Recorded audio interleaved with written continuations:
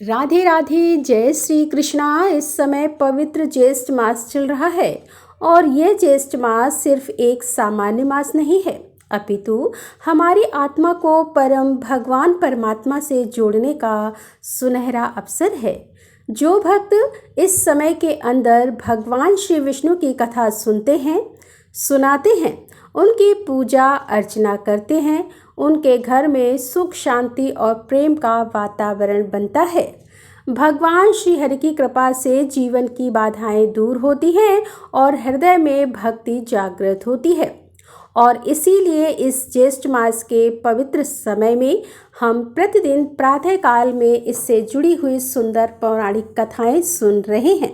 तो चलिए हमारी इस कथा यात्रा को आगे बढ़ाते हैं और सुनते हैं आज की ज्येष्ठ मास की कथा। इस प्रकार भगवान की चर्चा करते हुए ब्राह्मण और सबर दोनों सुंदर स्थान में पल्लव बिछी हुई सैया पर सो गए। प्रातः काल होने पर दोनों ने तीर्थराज समुद्र के जल में विधि पूर्वक स्नान किया और फिर भगवान माधव को प्रणाम करके राजा के रहने योग्य उत्तम स्थान का निश्चय करने के बाद वे दोनों लौट आए।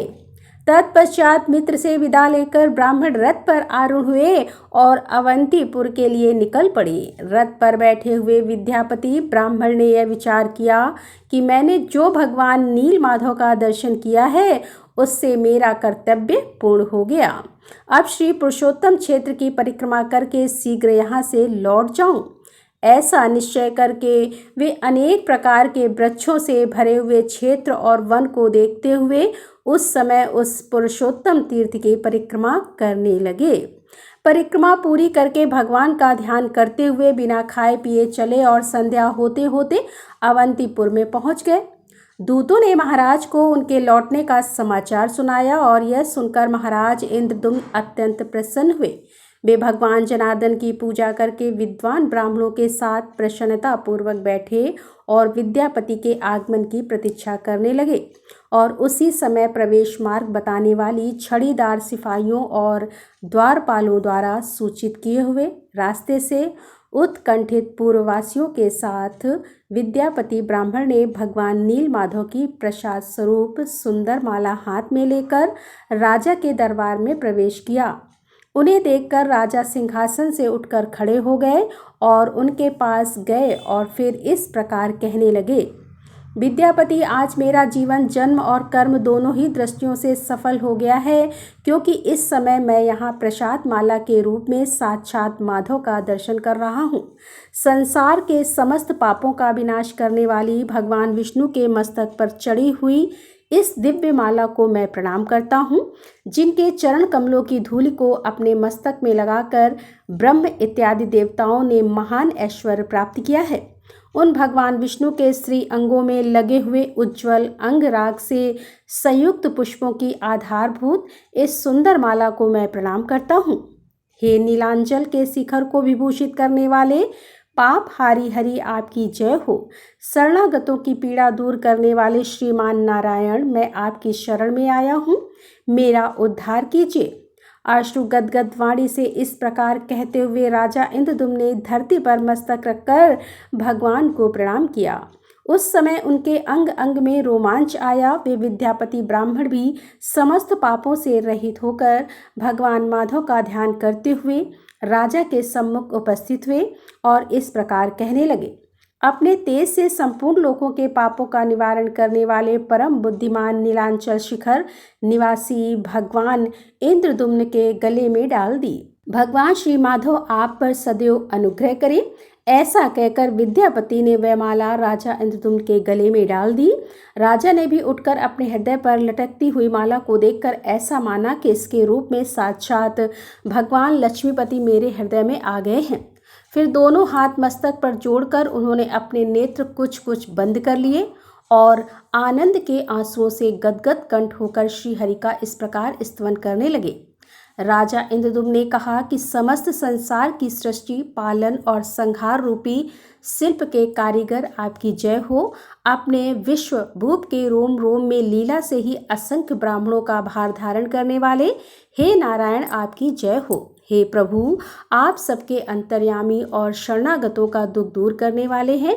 ब्रह्मा, इंद्र और रुद्र आदि देवताओं के मुकुट से आपके चरणार बिंदु की विचित्र शोभा होती है। आप दीनों, अनाथों और विपत्ति ग्रसित प्राणियों की रक्षा में सदैव तत्पर रहते हैं। हे जगन्नाथ, भक्त वत्सल, मैं अनादिकाल से भ्रम में भटकने वाला दीन मनुष्य एकमात्र आपकी शरण में आया हूँ। मेरी रक्षा कीजिए। इस प्रकार स्तुति करके राजा अपने आसन पर बैठ गए। उस समय गृहस्थ, ब्रह्मचारी, वानप्रस्थ और सन्यासी सब उन्हें घेरे हुए थे। राजा ने अत्यंत आदरपूर्वक विद्यापति का पूजन किया और अपने सामने चौकी पर बिठाकर आदि से ही कुशल समाचार पूछा। पुरुषोत्तम क्षेत्र के महात्म्य, नीलमणि विग्रहधारी भगवान विष्णु की महिमा और स्वरूप के विषय में भी प्रश्न किया और तब विद्यापति ने अपने अनुभव में आए हुए सबरत द्वीप में प्रवेश से लेकर समुद्र में स्नान करने तक पुरुषोत्तम क्षेत्र संबंधी संपूर्ण वृत्तांत को विस्तार पूर्वक कह सुनाया। नीलांचल पर चढ़ना, नील माधव का दर्शन करना, रोहिणी कुंड में स्नान करना, कल्पवृक्ष की महिमा, नरसिंह आदि स्वरूपों की प्रतिष्ठा, 8 शिव और 8 शक्तियों की स्थिति, रथ से घूमकर देखी हुई पुरुषोत्तम क्षेत्र की लंबाई और चौड़ाई, इन सब का क्रमशः यथावत वर्णन क्या सुनाया। और यह अद्भुत वृत्तांत सुनकर प्रसन्नचित्त हुए राजा इंद्रद्युम्न ने कहा कि भगवान नीलेंद्र मणिमय विग्रह वाले भगवान विष्णु के स्वरूप का यथार्थ वर्णन कीजिए। यह सुनकर विद्यापति ने कहा कि हे राजन, मैं भगवान जगन्नाथ की उस दिव्य मूर्ति का वर्णन करता हूँ जिसे इस चर्म चक्षु से देखकर मनुष्य मोक्ष का भाजन बन जाता है। भगवान की वह मूर्ति अत्यंत प्राचीन और इंद्र नीलमणि नामक प्रस्तर की बनी हुई है। ब्रह्मा, रुद्र और इंद्र आदि देवता प्रतिदिन जाकर उसकी पूजा करते हैं। यह दिव्य माला देवताओं ने ही पूजा में चढ़ाई ही। हे राजन, यह ना तो कभी मलिन होती है और ना कभी इसकी सुगंध कम होती है। भगवान के दिव्य उपहार में आए हुए प्रसाद के भक्षण करने से मेरे समस्त पाप क्षीण हो गए हैं। मैं देवताओं के समान अलौकिक तेज से संपन्न हो गया हूँ। क्या आप इस बात को देख रहे हैं? महाराज, वहाँ भोग और मोक्ष दोनों एक साथ स्थित है। वृद्धावस्था, रोग और शोक आदि दुखों का वहाँ अत्यंत अभाव है। उस तीर्थ में विकसित नील कमल के सदृश विशाल नेत्रों वाले साक्षात भगवान जगन्नाथ प्रसन्न वंदन से विराजमान हैं, जो शरणागतों को अमृतमय मोक्ष प्रदान करते हैं। यह सुनकर राजा इंद्रद्युम्न ने पूछा कि हे दुष्श्रेष्ठ, जन्म से लेकर कुछ काल पहले तक तो आप पुरुषोत्तम क्षेत्र में कभी गए भी नहीं थे, फिर आपने वहाँ के दिव्य वृत्तांत को कैसे जान लिया? तब विद्यापति ने कहा कि हे राजन, मैं संध्या के समय पुरुषोत्तम तीर्थ में भगवान नीलांचल वासी विष्णु के समीप पहुंचा था। उस समय वहां दिव्य सुगंध युक्त वायु चल रही थी। आकाश मार्ग में देवताओं का सम्मिलित शब्द सुनाई पड़ता था। वहां विश्वावसु नामक सबर मेरा मित्र है, उसने दिव्य उपहार, भोजन और यह माला मुझे प्रदान की थी। कभी मलन न होने वाली यह बहुमूल्य माला लक्ष्मी तथा राज्य का सुख प्रदान करने वाली है। यह दरिद्रता और पाप का संहार करने वाली है, इसीलिए इसे आपके योग समझकर मैं यहाँ ले आया हूँ। भगवान विष्णु का वह उत्तम क्षेत्र सभी ओर से घने जंगलों से व्याप्त है। नीलांचल उसकी नाभि है। लंबाई और चौड़ाई में वो 5 कोस का बताया गया है। तीर्थराज समुद्र के तट पर उसकी स्थिति है और वह सभी ओर से स्वर्णमय बालुका द्वारा आवृत है। पर्वत के शिखर पर एक बहुत ऊंचा वट वृक्ष है, जो प्रलय काल में भी स्थिर रहता है और उसकी लंबाई 1 कोस की बताई गई है। वह फूल और फल से रहित और पल्लवों से सुशोभित है। सूर्य के हटने पर भी उसकी छाया में कोई परिवर्तन नहीं आता। उसके पश्चिम में रोहिण नाम से प्रसिद्ध कुंड है। वहाँ जल का उद्गत है। उसमें उतरने के लिए नील पत्थरों की सीढ़ी उसकी शोभा बढ़ाती है। कुंड के बाहर चारों दिशाओं में स्फटिक मणि की 4 वेदियां हैं। पाप राशि का संहार करने वाले पवित्र जल से भरा हुआ वो कुंड बड़ा ही मनोहर है। कुंड की पूर्व दिशा में जो विधि है, उसके मध्य भाग में गदाधारी भगवान विष्णु इंद्रनील मणिमय स्वरूप धारण करके विराजमान है। वह स्थान वट वृक्ष की छाया पड़ने से सदा शीतल बना रहता है। भगवान का वह विग्रह 81 अंगुल ऊंचा है और स्वर्णमय कमल के ऊपर स्थित है। उस श्री विग्रह के मुख चंद्र से तीनों प्रकार के तापों का निवारण होता है। भगवान के दोनों नासिकापुट तिल के फूल के समान शोभा धारण करते हैं और प्रस्तरमयी मूर्ति होने पर भी भगवान के अधर पर मुस्कान की छटा रहती है। हंसी से खिले हुए युगल कपोलों द्वारा डोरी बहुत सुंदर दिखाई देती है। मुंह के दोनों कोने ऐसे दिखाई देते हैं मानो और किसी मूर्ति के मुख कोण वैसे कभी बने ही नहीं। हास्ययुक्त अधर, कपोल, ठोड़ी और मुंह के सुंदर कोने आदि को धारण करने वाले भगवान माधव विश्वकर्मा आदि शिल्पियों के लिए आदर्श बने हुए हैं। मकार आकार कुंडलों से शोभित दोनों कानों के द्वारा भगवान का मुख चंद्र, गुरु और शुक्र के मध्य भाग में स्थित पूर्ण चंद्र का उपहास करता है। गले के सुंदर आभूषण से शोभाजनक कंठ प्रदेश के द्वारा भगवान अपना दर्शन करने वाले पुरुषों के चित्त में दक्षिणावर्त संग से मुक्तामणि के प्रकट होने की आशंका उत्पन्न करते हैं। उनके कंधे मोटे और चौड़े हैं, घुटने तक की लंबी 4 भुजाएं हैं। वक्ष स्तर पर स्वच्छ और निर्मल हार शोभा पा रहा है। दिव्य कौस्तुभ मणि में पड़े हुए प्रतिबिंब के रूप में मानो वे 14 भुवनों को धारण करते हैं। गहरे नाभि रूपी सरोवर में प्रविष्ट हुई सूक्ष्म रोम अवलियों के कारण भगवान का श्री विग्रह बड़ा मनोहर प्रतीत होता है। गले में लटकता हुआ हार त्रिवली के मध्य भाग तक का स्पर्श करता है। मोती की माला कमर के पास तक लटकती हुई वे पीताम्बर से शोभा पाते हैं। दोनों जंघाएं 2 खंभों के समान जान पड़ती हैं, मानो वे मोक्ष के मंगलमय धाम में जाने के लिए बाहरी द्वार के आश्रय हों। भगवान के दोनों चरण गोलाकार घुटनों पैरों तक लटकती हुई बनमाला और रत्नमय कणों से शोभा पाते हैं। वे हार, कंकड़, भुजबंद और मुकुट आदि से विभूषित हैं। भगवान अपने चारों हाथों में क्रमशः चक्र, पद्म, गदा और शंख रूप में परिणित ज्ञान, अहंकार, ऐश्वर्य और शब्द ब्रह्म को धारण करते हैं।